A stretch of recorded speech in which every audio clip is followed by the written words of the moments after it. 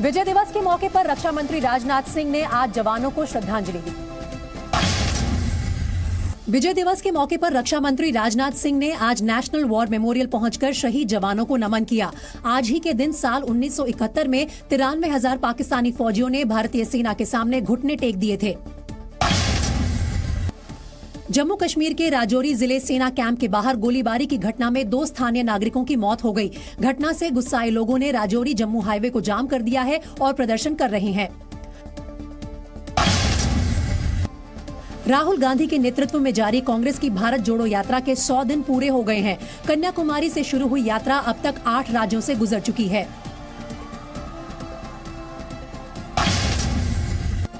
एक हफ्ते की देरी के बाद शिमला के मशहूर आइस स्केटिंग रिंक में आखिरकार स्केटिंग के सेशन शुरू हो गए हैं। हर साल यहां कई पर्यटक आइस स्केटिंग सीखने आते हैं। बिहार के छपरा में जहरीली मौत का सिलसिला थमा भी नहीं कि सिवान से भी ऐसी ही खबर आ गई। सिवान में आज जहरीले जाम का कहर बरपा और 6 लोगों की संदिग्ध हालात में मौत हो गई, जिसके बाद इलाके में हड़कंप मच गया। में चीख पुकार मच गई और परिवार वाले बिलख बिलख कर रोते दिखे। घटना के बाद मृतकों के परिवार वालों ने जहरीली शराब से मौत होने का आरोप लगाया। दारू पी ले रहा हूँ। कैसा दारू रहा? स्प्रिट वाला। ग्रामीणों में प्रशासन के खिलाफ गुस्सा भी दिखा और ग्रामीण मृतक के शव को उठाकर प्रशासन के खिलाफ मोर्चा खोलते दिखे। परिवार वालों ने आरोप लगाया कि प्रशासन उनकी मदद करने के बजाय चुप चुप अंतिम संस्कार करने का दबाव बना रहा है। थाना प्रभारी कॉलोन के लिए लाश का नदी में डाल दो तो लफड़ा बढ़ जाये। कॉलोन के लिए समुद्र में डाल दे के। चिंता इस बात की है कि बिहार में जहरीली शराब पीने से मौत का सिलसिला बढ़ता जा रहा है। आरोप लग रहे हैं कि सरकार जहरीली शराब के कारोबार पर लगाम लगाने में नाकाम हो चुकी है, क्योंकि शराबबंदी वाले बिहार में मौत का आंकड़ा लगातार बढ़ता जा रहा है। पहले दिन मंगलवार को 5 मौतें हुई, इसके बाद बुधवार को 25 जाने गईं, गुरुवार को 19 मौतें हुई और आज शुक्रवार को भी कई लोगों को शराब ने निगल लिया। सबसे ज्यादा मौतें छपरा के मशरक, अमनौर और मडौरा इलाकों में हुई। ये लोग अलग अलग अस्पताल में इलाज करा रहे थे, लेकिन जहरीली शराब के जहर से डॉक्टर इन्हें नहीं बचा सके।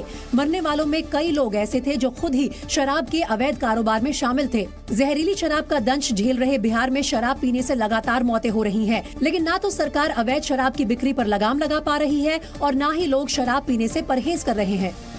जो शराब है, बावजूद इतना होने के बाद भी और पुलिस और प्रशासन की दावेदारी और कार्रवाई करने की बात कही जा रही है, बावजूद इलाके में शराब जो है वो मिल रहा है और लोग सेवन भी कर रहे हैं और जिसकी परिणति इस तरीके से गंभीर रूप से सामने आ रही है।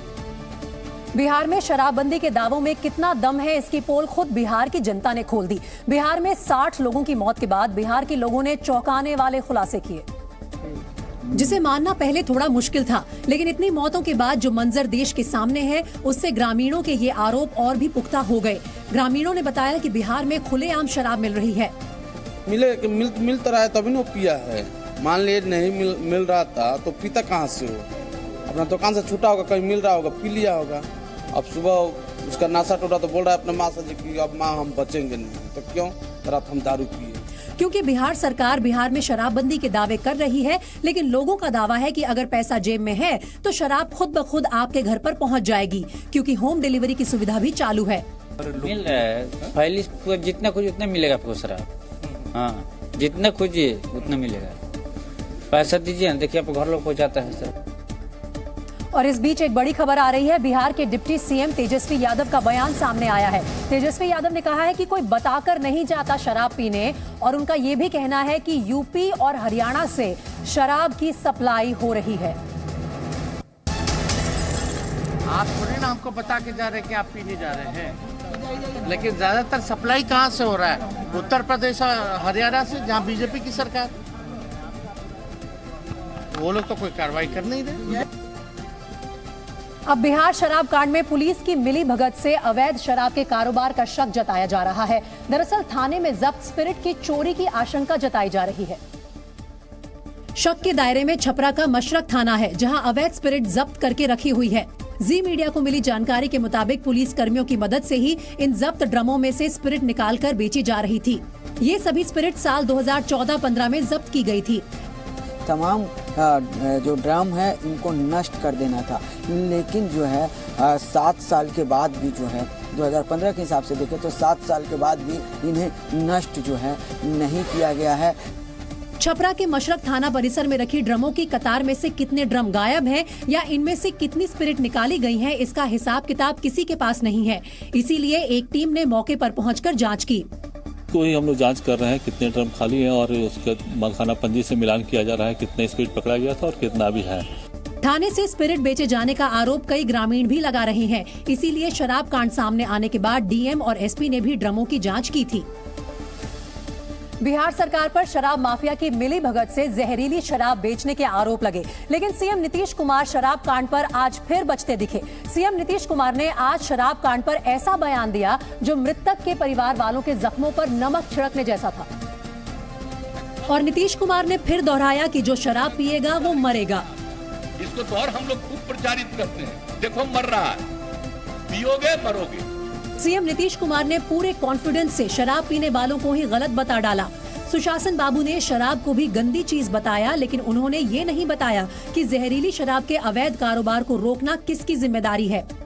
ये तो गंदी चीज है, अगर शराब मर रहा है तो आप सोच लीजिए, ये तो साबित हो रहा है कि शराब पीना कितना बुरा चीज है। बिहार विधानसभा में जिस तरह से सीएम नीतीश कुमार ने विपक्ष के आरोपों पर जवाब दिया, उससे एक बार भी नहीं लगा कि सीएम नीतीश कुमार को मृतकों के परिवार वालों के प्रति कोई सहानुभूति है।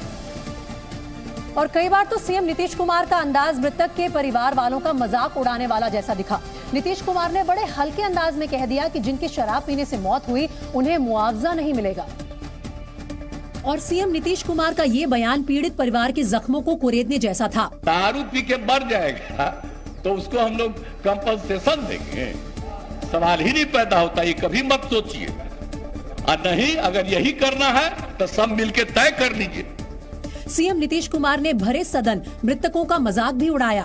उन्होंने कहा कि ऐसे लोगों का प्रचार करने की जरूरत है जो शराब पीते हैं। कोई गलत शराब, गंदा शराब पी करके मर जाए तो उसके प्रति कोई सिंपैथी नहीं होना चाहिए, बल्कि इसका और प्रचार करना चाहिए। गरीब तबके का है तो गरीब तबके में जाके कहना चाहिए। लेकिन विधानसभा में सीएम नीतीश कुमार शायद ये भूल गए कि वो बिहार के मुख्यमंत्री हैं और राज्य का मुख्यमंत्री और गृह मंत्री होने के नाते अवैध शराब पर लगाम लगाना उनकी ही जिम्मेदारी है। तभी तो दोषियों पर कार्रवाई करने के बजाय सीएम नीतीश कुमार शराब पीने वालों को ही ज्ञान देते दिखे। सीएम नीतीश कुमार ने सदन में सरकार की उपलब्धियां गिनाई, वो भी इस अंदाज में जैसे जनता पर एहसान कर रहे हो।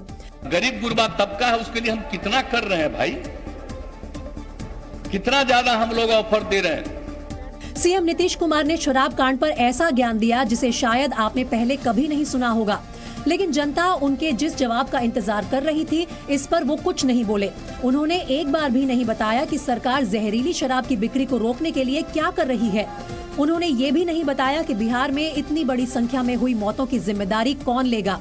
और तो और उन्होंने ये भी नहीं बताया कि जहरीली शराब से हुई मौतों के लिए सरकार जिम्मेदार है या वो लोग जो खुद शराब पीकर काल के गाल में समा गए।